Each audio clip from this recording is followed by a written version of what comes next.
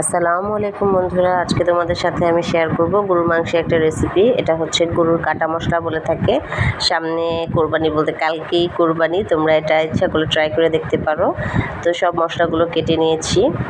তো এটার মেন একটা উপকরণ হচ্ছে ভিনেগার ছাড়া এটা কিন্তু তেমন টেস্টি হয় না।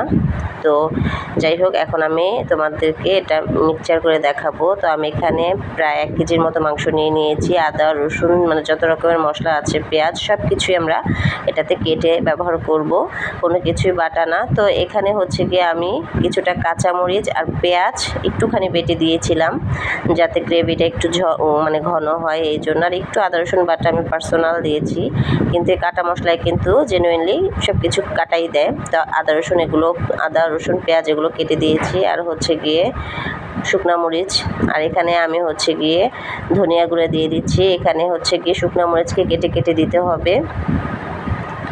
তো এই যে পরিমাপ মতো লবণ দিয়ে দিলাম, এখানে পরিমাপ মতো লবণ। আর এই যে দেখো, আমি ভিনেগার দেবো বলছিলাম, তার জন্য এই যে কতগুলো ভিনেগার এটার মধ্যে অ্যাড করে দিলাম। দিয়ে দেবো আমা দুধ 1 প্যাকেট, যেহেতু আমি টক দই ব্যবহার করছি না, সেহেতু ভিনেগার আর হচ্ছে গিয়ে দুধটা এখানে টক দইয়ের কাজই করবে। তো এই যে এখন এখানে আমি সয়াবিন তেল দিয়ে দিচ্ছি।